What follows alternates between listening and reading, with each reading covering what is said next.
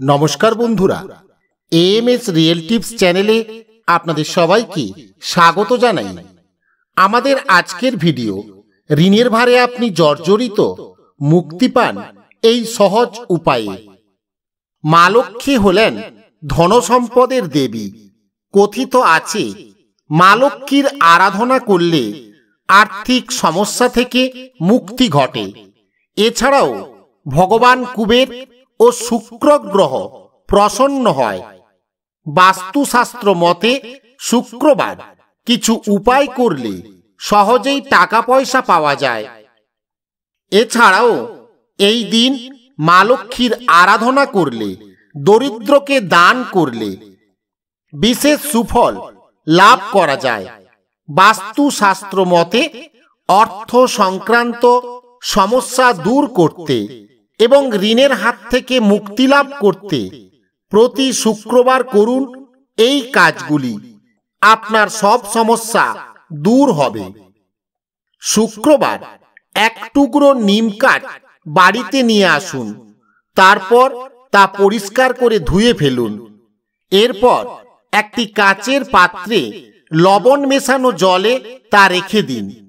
ওই পাত্রটি কোথাও ঝুলিয়ে রেখে দিন। খেয়াল রাখবেন কেউ যেন ওটিকে আর স্পর্শ না করে। জল শুকিয়ে গেলে তা ফেলে দিয়ে আবার করবেন।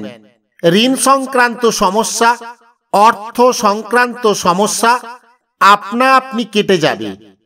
শুক্রবার মা লক্ষ্মীর পুজো করুন এবং ঘিয়ের প্রদীপ জ্বালিয়ে মা লক্ষ্মীর আরতি করুন। মা লক্ষ্মীর আশীর্বাদে আপনার আর্থিক সমস্যার অবসান ঘটবে। এছাড়াও এই দিন মহিলাদের সাদা রঙের মিষ্টি দান করলে বিশেষ সুফল আপনি লাভ করবেন।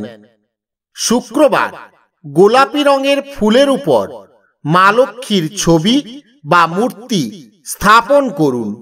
মা লক্ষ্মীর পুজো অর্চনা করুন। মা লক্ষ্মীকে গোলাপ সুগন্ধি নিবেদন করুন।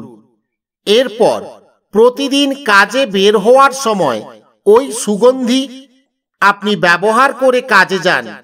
এই কাজটি করলে ব্যবসা সংক্রান্ত সমস্যা দূর হবে। শুক্রবার অশ্বত্থ গাছে জল নিবেদন করুন।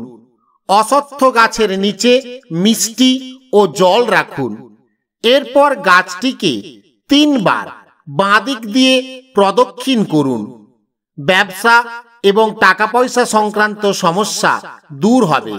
ব্যবসায়ীরা ব্যবসা স্থলে গোলাপের উপর বসে থাকা মা লক্ষ্মীর ছবি বা মূর্তি রাখলে সুফল লাভ করবেন। শুক্রবার দিন জলে সামান্য পরিমাণ দুধ মিশিয়ে সেই জল চন্দ্রকে নিবেদন করুন। ঋণ থেকে মুক্তি লাভের জন্য আশীর্বাদ প্রার্থনা করুন। দেখবেন অতি অল্প সময়ে আপনি ঋণ থেকে মুক্তি পেয়েছেন। টাকা পয়সা আপনার দিকে আকর্ষিত হচ্ছে। বন্ধুরা, এই ছিল আজকের ভিডিও। ভিডিওটি যদি ভালো লেগে থাকে অবশ্যই ভিডিওটিতে একটি লাইক দিন। কারো উপকারে লাগবে বলে মনে করলে ভিডিওটি শেয়ার করুন এবং কমেন্টে অবশ্যই লিখুন জয় মা লক্ষ্মী।